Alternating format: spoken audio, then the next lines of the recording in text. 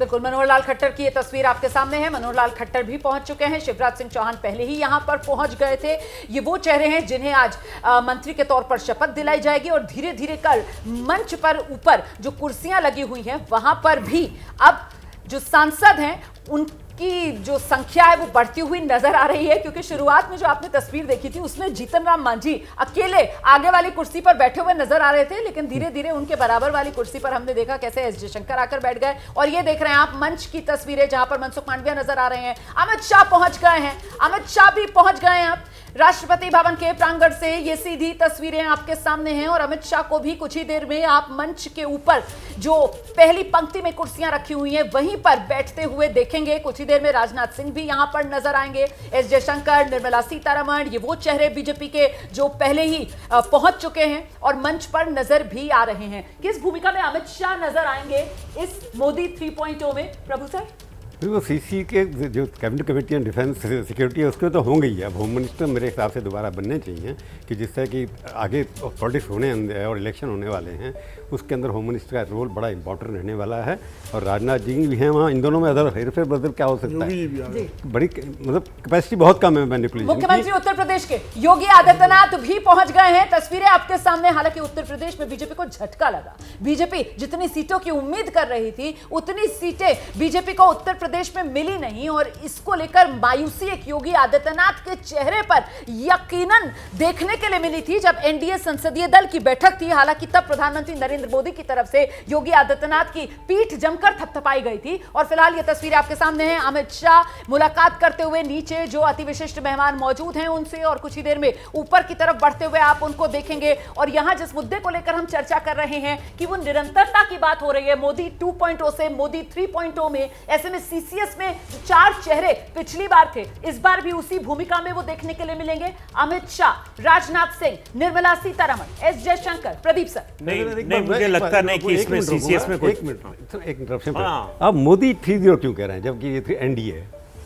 मैं इस बार prime minister Modi है, प्राइम मिनिस्टर मोदी है, पर वो जब प्राइम मिनिस्टर खुद जब प्रधानमंत्री खुद कह रहे हैं लीडर के नाम से जानी जाएगी ना, कब वो होता है एनडीए। पहले एनडीए सरकार वाजपेयी 2 नहीं कहा था 98 से 1999 में, तो खुद कह रहे हैं हम एनडीए हैं।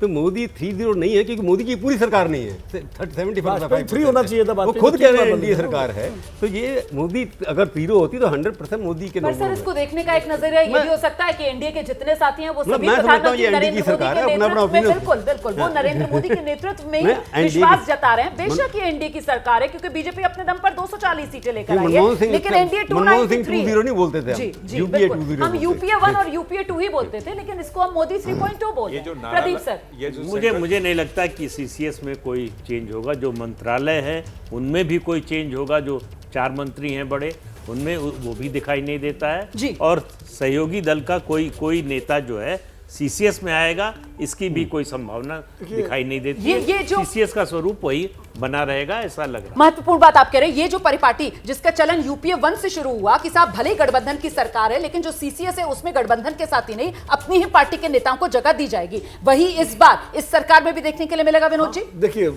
जो स्थिति है वो यही मुझे भी लगता है, क्योंकि अटल जी की सरकार में जॉर्ज फर्नांडीज सीसे से बैठते थे, रक्षा मंत्री थे। उस कद का कोई नेता इस वक्त जो सहयोगी दल है उनके पास नहीं है।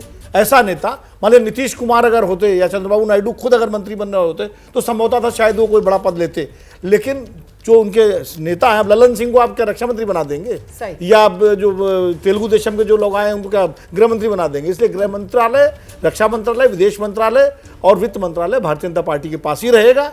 और मुझे लगता है जो प्रदीप जी कह रहे हैं जो जैसा जो मोदी जी का एक कंटिन्यूटी का जरा दिखा दें, ये डी पुरंदेश्वरी देवी को आप देख रहे थे, इस बार राजमुंद्री सीट आंध्र प्रदेश की, वहां से जीत इन्होंने दर्ज की है और वो जीत की जो मुस्कान है वो उनके चेहरे पर नजर आ रही है। बेटी है ये। बिल्कुल बिल्कुल, और बीजेपी में आई थी 2014 में, बाबू की साली है लेकिन उनसे पटती बिल्कुल नहीं है। बीजेपी में आई और जीत दर्ज की और कमल खिलाने का काम किया इन्होंने राजमुंद्री में। हालांकि मंत्री पद में फिलहाल को शामिल नहीं किया जा रहा है, लेकिन कमल खिलाने का दक्षिण में एक योगदान यहां पर डी पुरंदेश्वरी देवी का भी। और ये यूपीए में मंत्री नहीं है जी, मनमोहन सिंह की सरकार में डी पुरंदेश्वरी। जो आप कह रहे थे सीएससी की बात बता दूं आपको, सिवाय अटल जी के गवर्नमेंट में जॉर्ज फर्नांडिस एक्सेप्शन थे, उसके बाद मनमोहन सिंह की सरकार जब नहीं था, कोई नहीं, कांग्रेस के लोग थे उसके अंदर, कांग्रेस के अंदर, क्योंकि उनका फैसला अटल जी और नरसिम्हा में इफेक्ट हुआ था एक दूसरे को सलाह देते गुरु जी कह करके कि आप किसी और पार्टी का आदमी CCS में या CCPA में मत रखना।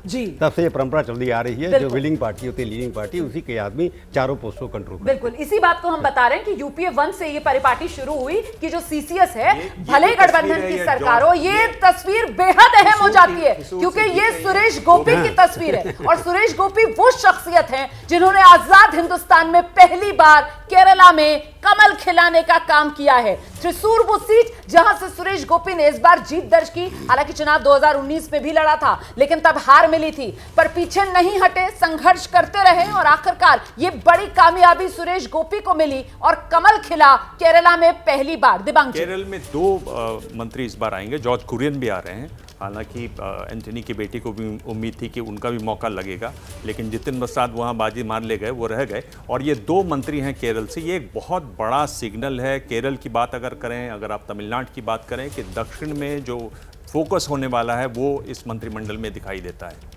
हमने जो तस्वीरें मिस की उसमें हम नितिन गडकरी को देख रहे थे, वो लगातार लोगों से मिल रहे थे। किरण रिजिजू भी दिखाई दिए। बिल्कुल सर, तस्वीरें आने का सिलसिला लगातार जारी है, खास मेहमानों के पहुंचने का सिलसिला लगातार जारी है। प्रधानमंत्री नरेंद्र मोदी बस किसी भी पल यहां पर पहुंच सकते हैं। ये मंच की तस्वीरें आपके सामने हैं। नितिन गडकरी, अमित शाह, पीछे की कतार में आप देख रहे हैं सर्बानंद सोनोवाल से लेकर मनसुख मांडविया तक नजर आ रहे हैं।